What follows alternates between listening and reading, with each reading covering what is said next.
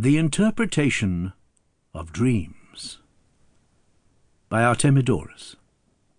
Translated by Martin Hammond. Read by David Timson for Naxos Audiobooks. Book 1.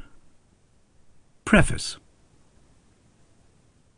Greetings from Artemidorus to Cassius Maximus.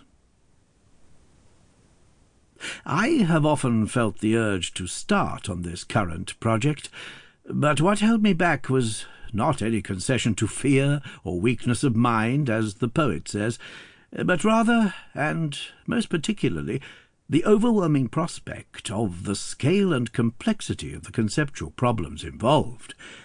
And also I was wary of the criticism of those people who say what they say, either out of conviction that there is no such thing as divination or divine providence, or else are just affording themselves the amusement of a rhetorical exercise.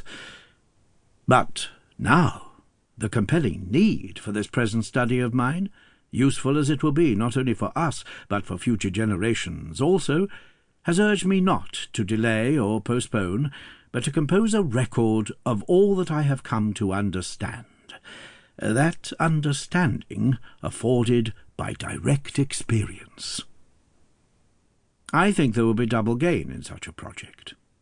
First, without any rancour, but at the same time pretty well equipped, I shall join battle with those who try to rubbish the whole concept of divination and all forms of it, bringing into the fray my own direct experience and the evidence of dreams fulfilled, which should be proof against all comers. And then, secondly, I can help those who want to make use of divination, but in the absence of any precise guidebooks find themselves all at sea, and come close to dismissing the whole business and giving up. I shall provide them with an effective cure to save them from their quandary.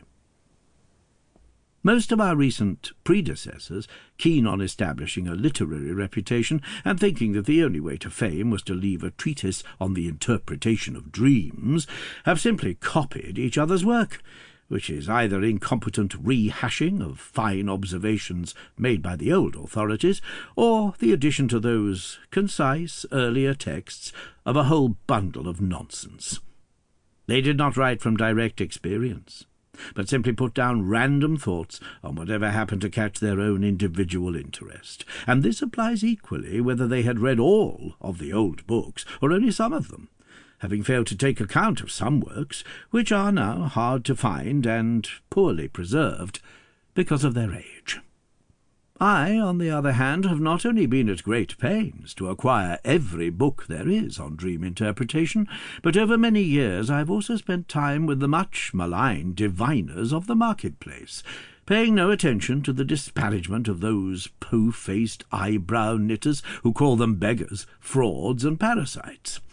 In Greece, both city by city, and at the great religious festivals, in Asia, in Italy, and in the largest and most populous of the islands, I have patiently listened to accounts of historical dreams and their outcomes. There was no other way to get practice in these matters. The benefit I have derived from this welter of material is that in any given case I can respond with the simple truth, and no long rigmarole, and give clear evidence for whatever my comments might be, in straightforward language, which anyone can understand, unless something is so obvious that I think explanation superfluous. So now, straight on, to the matter in hand, without more preface than is needed. And there would be no point anyway in giving you waffle rather than facts which speak for themselves, when you are the most accomplished Greek orator ever to take a public platform, and so sharp that you can grasp the destination of any speaker's argument without waiting for him to finish. I must first give standard definitions of some fundamentals.